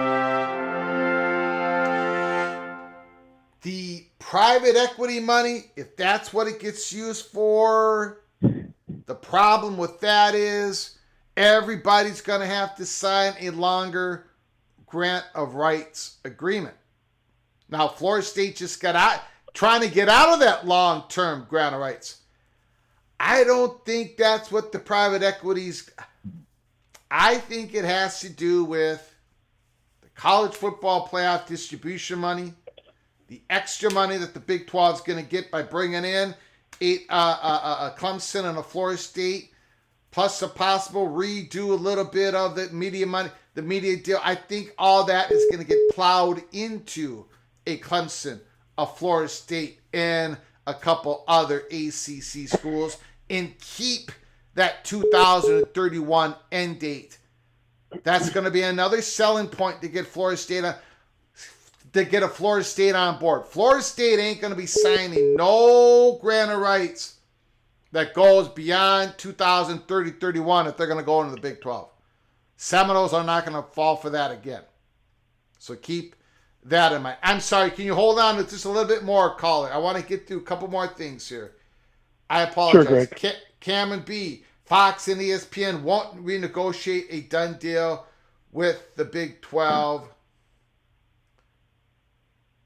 Okay. Appreciate that super chat. Thank you, Cameron B. That is a possibility. They might not renegotiate any of it, or they might.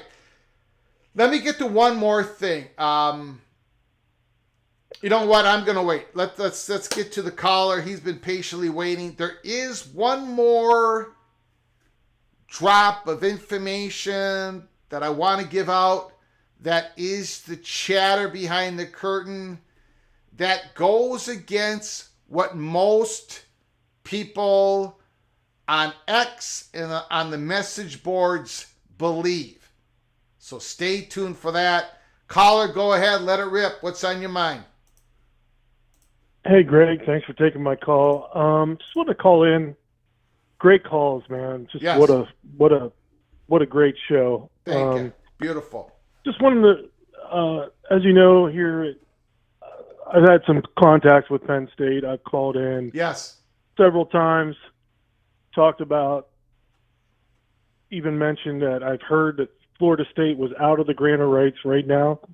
They want to get voted in to the Big Ten. I said that several weeks ago. What I'm thinking here is, as we sit back and analyze it, and you brought up a good point about the lengthy grant of rights, and I keep going back to the ACC grant of rights was signed because the conference was so unstable. Yeah. But that's what ESPN required. Yes, sir. Okay? So if you're starting from that vantage point, I had to reevaluate that. So what is the likelihood of ESPN going to renew the contract? If this instability it keeps happening. Do you understand what I mean? Yeah. As Florida State and Clemson and everybody puts this out there through the courts and all that, they're leaving. You know, you had the Magnificent Seven, you have all this stuff. It just goes to prove why the grant of rights are in place in the first place, because it's an unstable conference. In order for ESPN to create the ACC network, that's what they required. So think about that moving forward. What is the likelihood of ESPN going to renew that contract? Well, if there's more instability. Yeah. Yeah. Do you understand what I mean? So yes. I'm just trying to connect the dots here. Yeah. So you have all these things that are happening. You have Florida State out here. I don't think they've been an unfair actor in all this. They missed the cool train. Like, they just missed it. Yeah. They're trying to get on it. Yeah. And they understand how desperate it is, because from what I understand, like, if you look at all the incentives now, and historically, you'll see this big round of, you know, this happened to the Big East, this happened, you know, all these teams go flying around, then all of a sudden it stops for 10 years. It stops for 15 years. Because the incentives are set up that there's no more moving forward. Once the dust settles, everybody has their incentives. Do you think Sankey has an incentive to create a 20-team Super League? No, he doesn't, because he's in the SEC. Mm-hmm. He wants to be the commissioner of the SEC. The Big Ten, yeah. Same thing. Yeah. They don't want to dissolve the Big Ten and create a super league, because everybody's protecting themselves. Yeah. Everybody has the incentive for themselves. And that's what's happening at the ground level. With all these changes and all these things happening, schools are starting to close the doors and say, look, we need to worry about NIL. We need to worry about all these new teams coming in. What's it like to play a Big Ten schedule with Oregon and Washington and USC and USA? How are all these things going to happen? You already have school administrators stepping back and reevaluating, where are we at? How's this all going to play out? They're not going to, other than Notre Dame, I could see in the Big Ten with whoever their partner is, I can't see the Big Ten expanding. And it's sad for those teams. and I feel for Florida State fans because I don't think the market forces and the incentives are there to get you into the Big Two. And that reality's whether there's going to be the Big 12 and ACC have to work this out. If there's a need for a Big 3 and there needs to be a third super conference, they have to work it out somehow. And that's not – here again, you have incentives. You have the Big 12 versus the ACC. How are they going to sit down and say, here's our top schools, here's the most valuable conference we can create, and let's move forward? And that's what I think is going to happen eventually. When the grant of rights are up or when these schools are let out, I think the ACC is going to dissolve. I think there could be situations where other schools get involved and create a new conference. That's what I'm thinking, but that's not going to happen right away. So, just your thoughts on that, Greg. I feel people out there in the Florida State community. I listen to them all the time, and I feel for them. And in a way, it is unfair. It's unfair to Oregon State. It's unfair for Washington State. Yeah. But somehow those forces have to get together and create a power third conference to increase their value. And I don't know how that's going to happen. And I think there is some things, like in the Holy Smokes Theater, I think you need to add the Wizard of Oz booth. I think you understand what I mean? Like there's somebody going to be pulling the strings behind the scenes.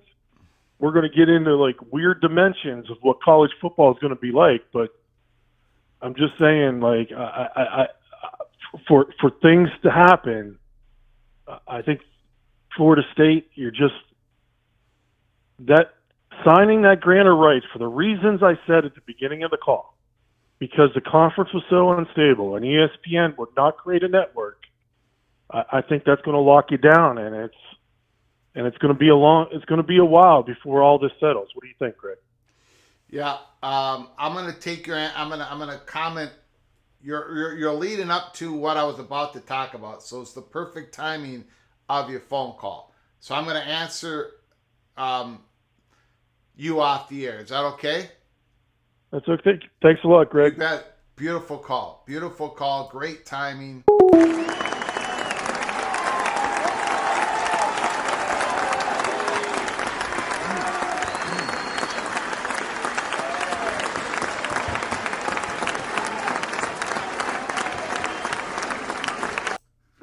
Another great call. So I put up a poll. Will ESPN decline ACC's option for beyond 2027 on or before February 1st, 2025? The poll's been up about a minute. I'm going to give it a little bit more time because this is what I was going to talk about. The chatter behind the curtain. The chatter behind the curtain. I'm going to give everybody about another 30 seconds to answer this poll question. Will ESPN decline the ACC's option to continue distribute their content per the current contract for beyond the 2027 season? The deadline to make that decision, yes or no, is February 1st, 2025. Give it another 10 seconds for you to answer the poll.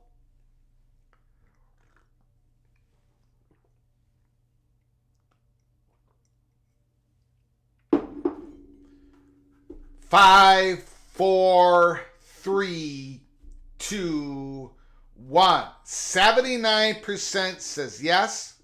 78% says yes. 78 to 22. So, I had no idea what to expect on that poll number, but I figured the vast majority was going to be people believe ESPN is going to decline the option. I will say this. The chatter behind the curtain disagrees. Now, maybe they're going to end up being wrong. I know this is going to surprise people, but if it is announced tomorrow, next week, in the month of August, September, October, November, December, January, or February 1st, 2025, if it's announced that ESPN is declining, there's going to be reporters that are going to be surprised. They're going to put up an article. They're going to be like, whoa! Because the chatter behind the curtain is most of them think that ESPN does not have enough incentive to not continue on with that contract. Maybe there can be some incentive built in. I don't know. But I'm just telling you the chatter behind the curtain would disagree.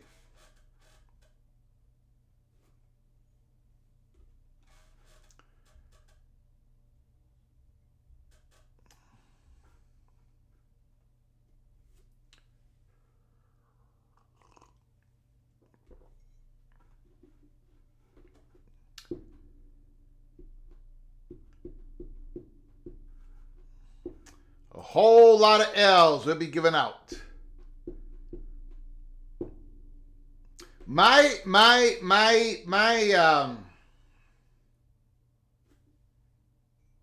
whole problem with I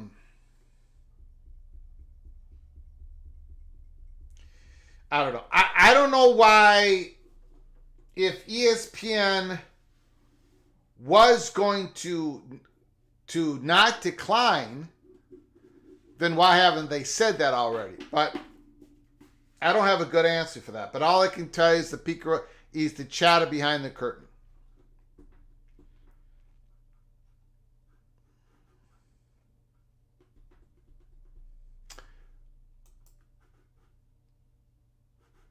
Okay, if you're new to the channel, we're going to open up the phone lines again here. If you're new to the channel,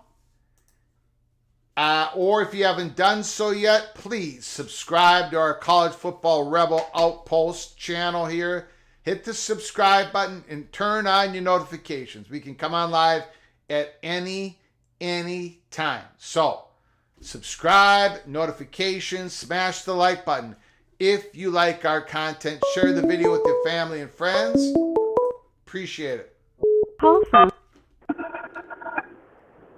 Hello. Hey, Greg, it's Ryan. How are you, my friend? Good. How are you doing? I'm doing all right. You know, I'm just keeping cheese off my hamburgers and waiting, a few more weeks before we finally get to college football. Yes. So, I just want to kind of explain a couple things about the ACC network and the deal. First of all, the option or look-in provision, that's a decision on ESPN whether or not to keep it as is. Yep. If it decides not to, if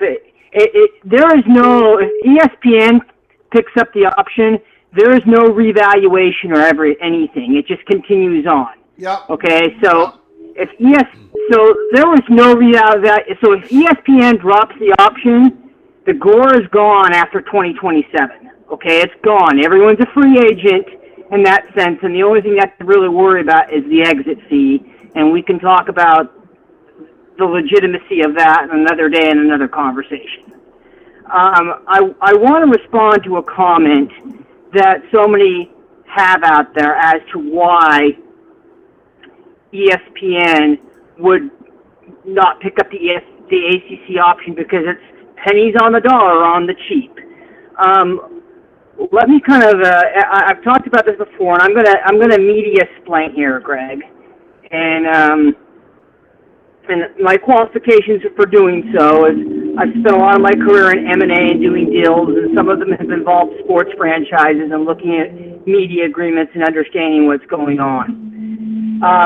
ESPN makes its money off of two things: carriage fees and ad buys.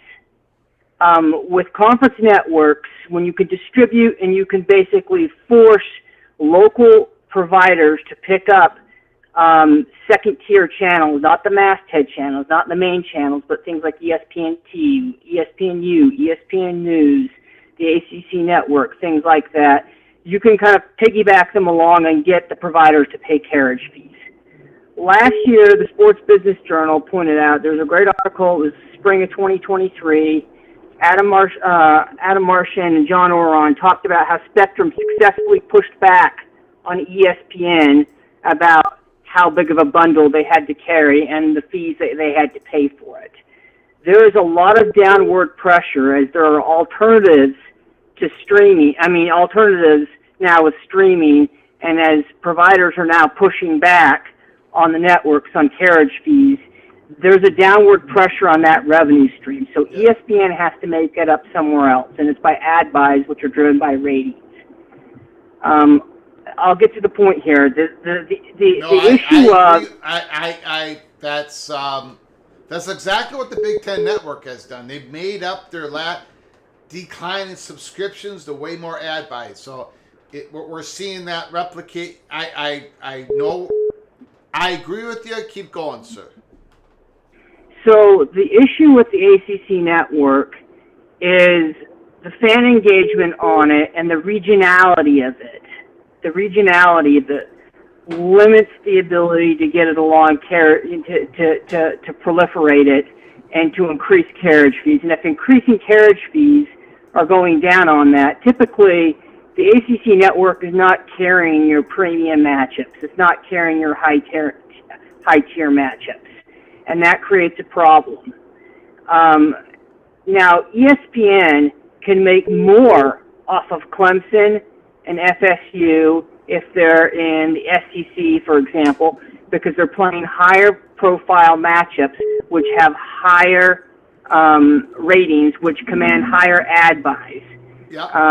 And that offsets the decrease in carriage fees that they're facing. The other thing is by moving mid-tier properties in the ACC to the Big 12, and a conference that's willing to play in time slots on late Saturday nights or other weeknights, ESPN can take ranked matchups. For example, let's take for example NC State playing at Utah on a Friday night, or just intriguing matchups. Maybe if Clemson's in the Big 12, having Clemson play at Utah or go to Provo, BYU under the lights on a Saturday night creates more intrigue than having it compete head-to-head against Alabama or LSU or Michigan and Penn State Saturday afternoon. So if you have a national conference, you have more windows that you can right-size your inventory and place it in different sites. So rather than cannibalize it or have it compete against higher profile brands that you have elsewhere, you can have them in other windows, and by having ranked matchups on a Saturday night or a late Saturday night at 10 p.m. slot or Friday night, which is what Fox is doing with some of the Big Ten games, by the way, you can maximize the viewers in those windows and command higher ad buys. So the question here is if ESPN can maximize its value of its properties in the ACC by moving them elsewhere, it makes more sense. You make money the ACC network is essentially low margin now for ESPN. And if you can make money elsewhere by pushing it in a more differentiated product, you can command a premium for it. You can make more money. That's just how it is, and that's what happens. So overall, even though I have to pay something more, if I can charge more for it and get a higher profit margin, it's a better business decision for me than buying something cheap and selling it cheap if that margin is lower. And that's exactly what ESPN has to consider. I'm sorry to media explain to everybody, But people need to understand that these are the things that ESPN is looking at in its analysis, because competition for it is going up, and it has to differentiate its products by creating more unique, compelling matchups and offering them in different time slots and in different ways that make them attractive, so they can maximize the ad revenue they can get for them.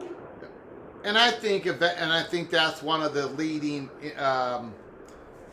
That's what's pulling on everybody to go from 8 conference games to 9 conference games in the SEC. Right? Exactly. And that's exactly. Yeah. And that might be what happens in the ACC. I don't know. Well, maybe not. Yeah, and I'm just going to say that Cal and Stanford and SMU ain't doing it as far as maximizing value in other time slots. They ain't doing it. They're not that great. I'm sorry. Stanford's getting better, but nobody really gives a crap about Cal or SMU. Yeah. But that's the reality of it. And ultimately, let's go back to the other issue. You talked about it: relationships. ESPN is going to pitch business ideas to the SEC and Big 12, and based on those relationships, I mean, the presidents have to decide what's going to ultimately. They're going to sign off on what goes on. So, I mean, I'm sure that Fox and NBC and CBS have pitched ideas about FSU and Clemson to the Big Ten, and ultimately the Big Ten presidents have different factors that they're considering than the SEC presidents.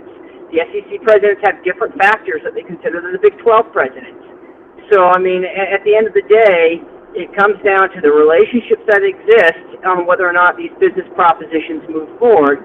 But I can tell you, where ESPN has control and they have a unilateral power on that ACC option, they're going to make a decision that makes them the most money, and they'll force presidents in one of those 3 conferences, or presidents in one of those 3 conferences. One of those conferences is going to add those teams, and that ESPN knows that, which is why it probably feels comfortable not picking up that option. Just wanted to explain that to everybody. All right. As we say, anything can happen, but I hope everyone has a great weekend, Greg, and just watch out for those evil space badgers, Greg. Make sure they don't abduct you this weekend and perform cheese experiments on you. Got it. All right. Appreciate All right. it. Thank you, Mr. Thomas. Bye.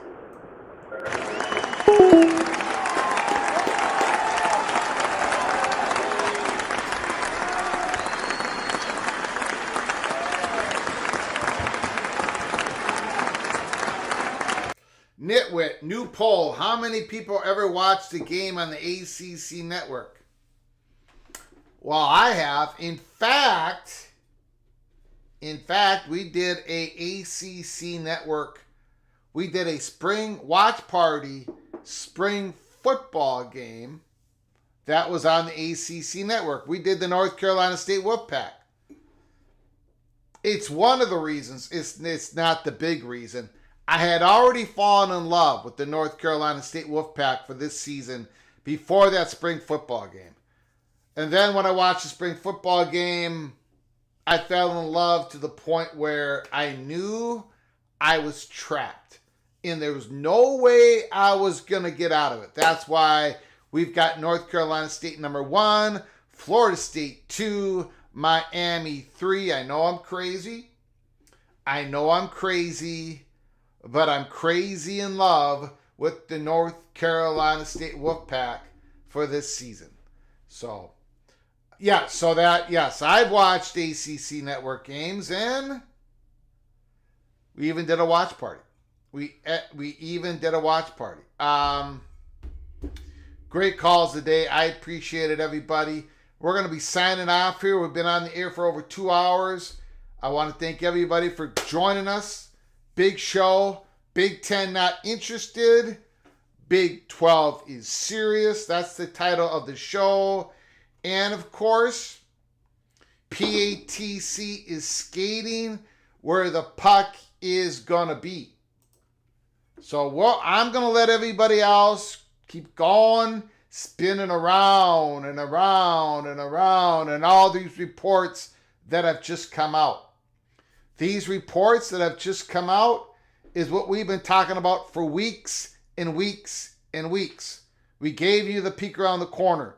Now it is my job to give you the next peek around the corner. So I'll take the slings and the arrows for us giving you the accurate peek around the corner and what the chattering class was talking about. It was not a conspiracy. It was not misinformation. Florida State and Clemson are going to keep fighting to try to get escape out of the ACC. They're going to try to get those first party talks when they can escape out of the ACC. They're going to still try to convince the Big Ten, the SEC, to bring them on in. They're going to be a valuable partner, a good partner.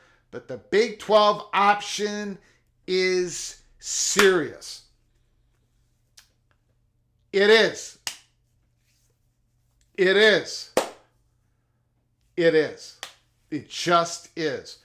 More on that in the next days, in weeks, probably week ahead. So buckle up, brace for impact. If you haven't done it yet, please subscribe to our channel. And then have those notifications turned on. Subscribe, notify yourself, and then smash that like button if you've enjoyed our content today. I want to thank the great contributions given to us. Holy smokes, Quindaro, everybody else helping us keep the lights on. The great chats in the comments section. There was some elbows thrown. I think everybody's going to be okay. And the great phone calls. The incredible phone calls. This is why we do a live call-in show. That part of the show is not going away ever. I can promise you that, because it is your phone calls from the PATC community that fuels this program.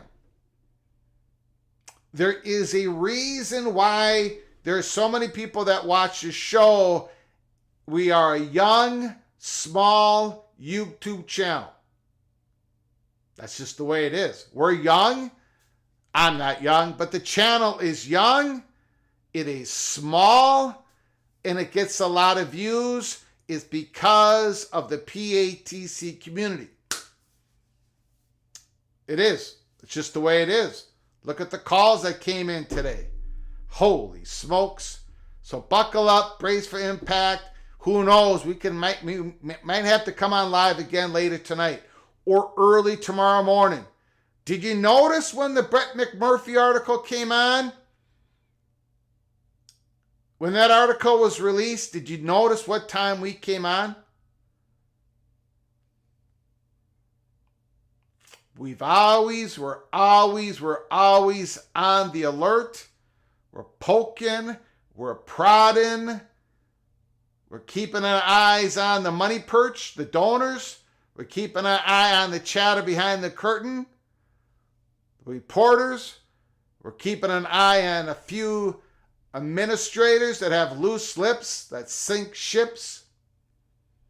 Unfortunately, one of those just left the Big Ten. Our access has been diminished to one loose lips, but that's the story for another day. Anyways, until next time, from all of us at PATC to all of you, please, you all take great care of each other. Thank you so very much.